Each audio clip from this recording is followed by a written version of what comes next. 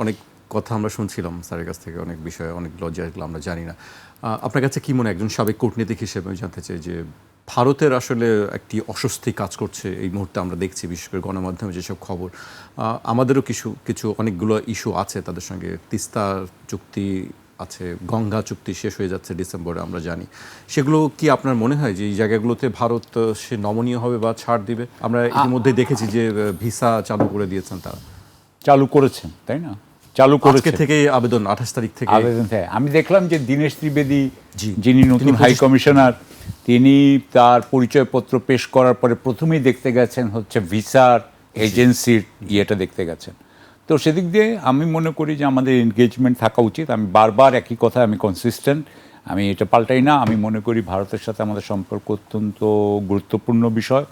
সেই বিষয়ে আমাদেরকে অত্যন্ত ম্যাচিওর অ্যাক্ট করতে হবে, আমাদেরকে ডেকোরাম মেনটেন করতে হবে, এবং যেরকমভাবে ডক্টর জাহেদের সাথে যেরকম ধরে ডেকোরাম তারা মেনটেন না করুক, কিন্তু আমাদের করা উচিত। কিন্তু আমাদের খুব হার্ড বার্গেনিং হওয়া উচিত। এবং আমি এটাও মনে করি যে ভারতের ব্যাপারে আমাদের আসলে স্পষ্ট কোনো আলোচনা তো হয় না। যেমন ধরেন ভারতের সাথে আমাদের তো একটা হিস্টোরিক্যাল প্রবলেমস আছে। সেই প্রবলেমসগুলো তো আমাদের ক্যান্ডিডলি, ফ্র্যাঙ্কলি আমাদের কথা বলা উচিত।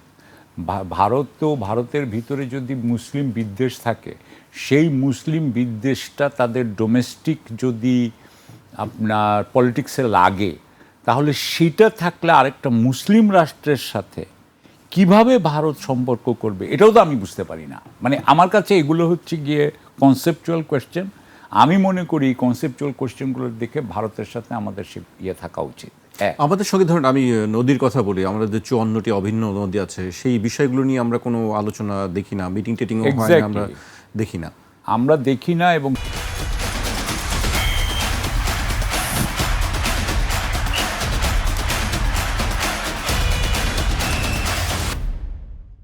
সে ব্যাপারে ভারতীয়রা বলছে যে আমরা নাকি আমাদের যৌথ কমিটিগুলো নাকি আমরা ইউজ করছি না। আমি তাদের কথার সত্যতা আমি কিন্তু কোনো গ্যারান্টি দিচ্ছি না, এটা মিথ্যাও হতে পারে, সত্য হতে পারে, আমি জানি না।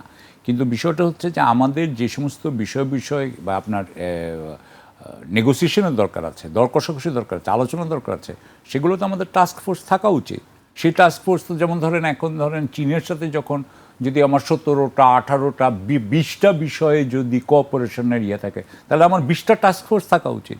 20টা টাস্ক ফোর্স আবার একটা কিচেন ক্যাবিনেট বা একটা আপনার মিনিস্টেরিয়াল কমিটির আন্ডারে আসা উচিত।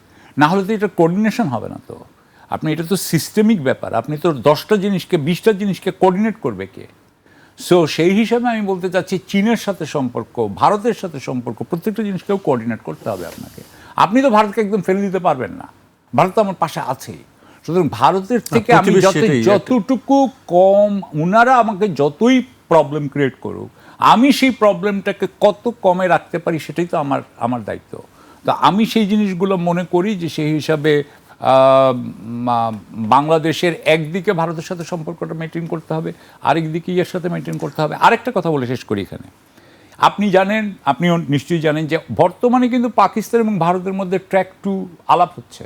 সেটা 5টা রাউন্ড হয়ে গেছে, 4টা বা 5টা রাউন্ড হয়ে গেছে। সুতরাং আমাদের কি এই জিনিসটা নিয়ে পাকিস্তানের সাথে আলাপ করা উচিত না? ওনাদের যে ট্র্যাক 2তে কী আলাপ হচ্ছে সেটা আমাদের জানা উচিত না?